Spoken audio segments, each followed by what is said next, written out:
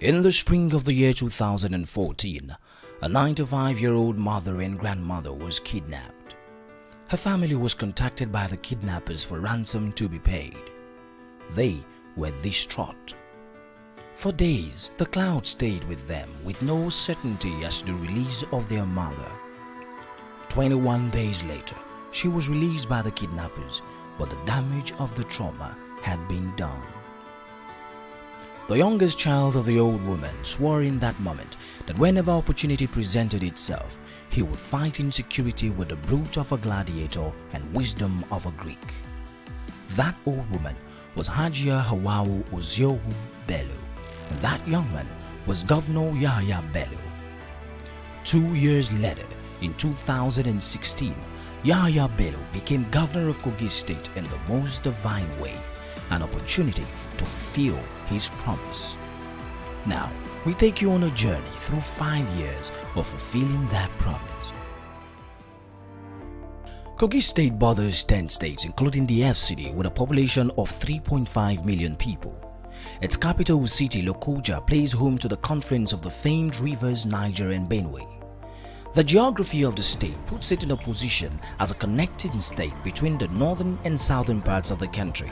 No other state capital has that advantageous geographical placement. Lokoja is unique. Kogi is unique. But far from the good it presented, it spells danger for the state as it made it prone to a myriad of criminal activities. Chief amongst the criminal activities as of 2015 was armed robbery. It is recorded that between 2011 and 2015, there were 16 successful bank robberies in Kogi State. The armed robbers were on a rampage and banks were their cash boxes. Highway robbery, bank robberies were the norm and order of the day. So bad that at some point, banks all over the state closed work at 12 p.m. daily. The banks were closing at work 12 o'clock because it would be a big risk for any bank to open beyond 1 o'clock.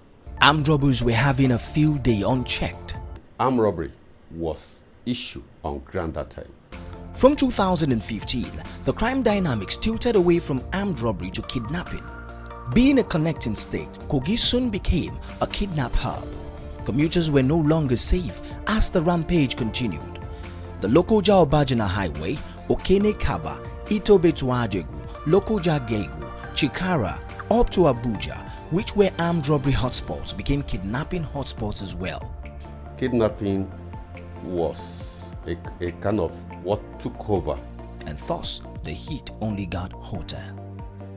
The change in the crime dynamics was a result of the strict implementation of the central bank's cashless policy in 2014.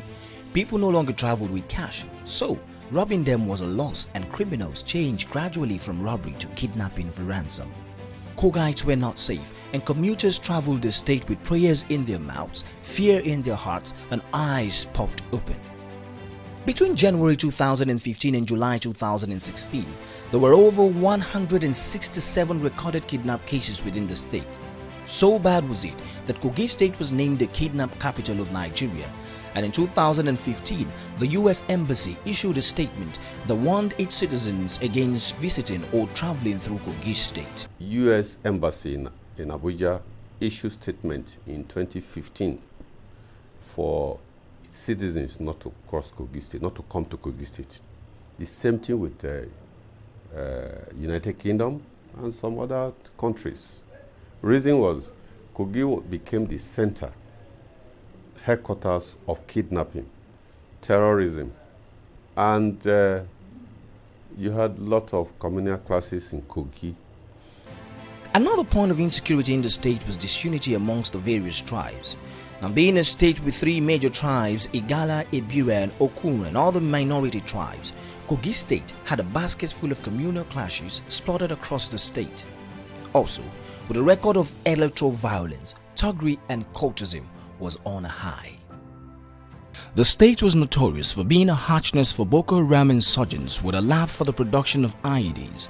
In fact, Okene was used as the primary base for the sect to draft their nefarious activities.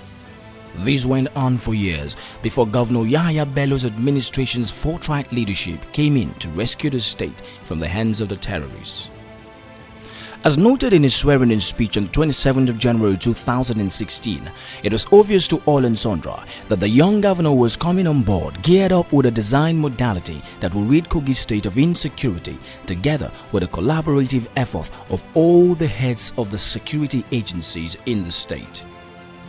Over the last 61 months, security of lives and properties has been the area in which the administration made the quickest recovery and most measurable progress.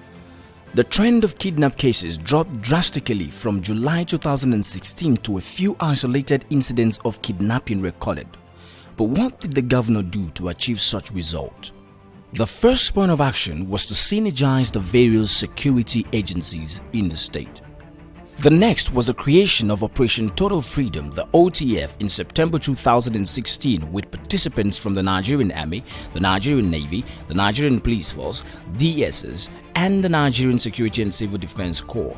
The outfit started with 300 personnel deployed across the state but currently has over 545 men deployed all over the state for 24-hour patrol. This is one area of the government's policy in 2016 that has brought relative peace to the state. Operation Total Freedom currently has 8 sectors all over the state. The relevant logistic support to perform their duties effectively were provided by the government, including 150 vehicles and allowances for the troops. The governor further pushed for the Nigerian Navy in collaboration with the Defense Intelligence Agency, the DIA, to deploy Special Boat Servicemen (SBS) to the state, as well as the Inspector General of Police, who also deployed special forces to Kogi State.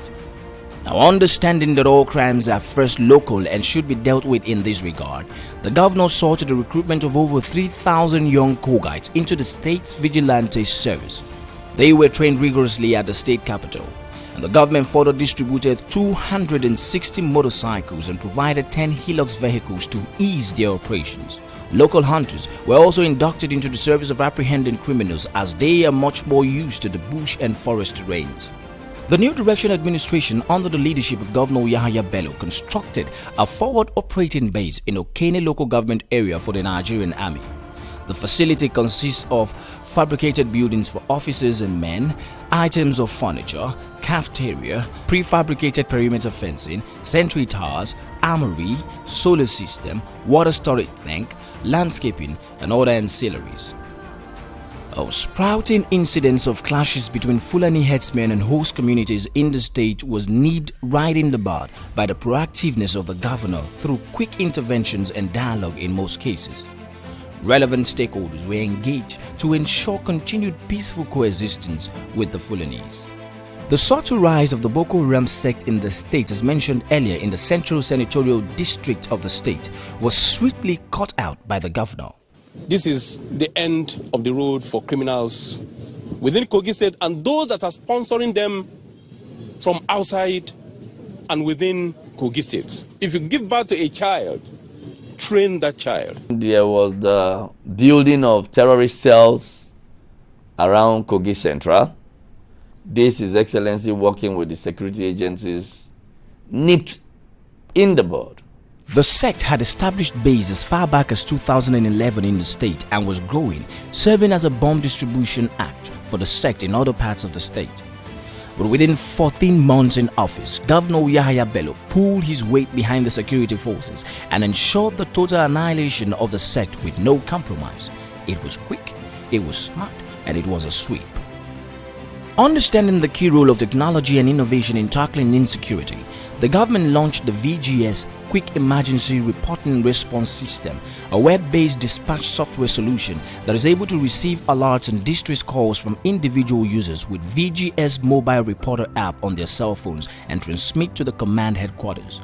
The two centers located at Operation Total Freedom Headquarters and the Kogi State Command Headquarters are manned by trained personnel for quick response to distress calls.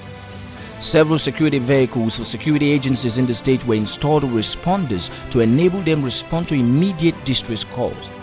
A total of 10,000 mobile apps on phones were made available for people to swap and report incidents to the centers. The governor also put in place a policy for the demolition of criminal houses and properties acquired from proceeds of crimes, especially kidnapping. The state government observed the criminals operate easily on bad roads, especially where there are potholes. Accordingly, he carried out series of road repairs within the state, including federal roads. Bushes along major roads were equally cleared, covering a distance of about 20 to 25 meters away to ensure that criminals do not hide and cause havoc on innocent motorists. This decision has been commended by several states of the Federation. It is also yielding results, as it has contributed immensely in no small measure at reducing kidnapping. From being known as the kidnap capital of Nigeria, today, in just 5 years, Kogi State under Governor Yahaya Bello's administration is recorded as the safest state in the north and one of the safest states in Nigeria. For his strides in securing Kogi State, Governor Yahaya Bello has received bags of awards from security agencies. In 2017, he was awarded the most security-conscious governor in Nigeria by the Nigerian Police Force. He also won the Man of the Year on Security Matters Award in the same year and the Nigerian Air Force Combat Sports Medal. In 2021, he received the Buffalo Battalion Award of Recognition. And also the Institute of Security and Strategic Studies vested Yahaya Bello as a Fellow of the Institute and awarded him Security Personality of the Year. I must appreciate the contribution of the vibrant young governor of Kogi State, who detests crime and have always been rendering helping hands to nip crime not only in his state but across the country at large. I doff my hat for Governor Yahaya Bello, the support the special forces have been receiving from him.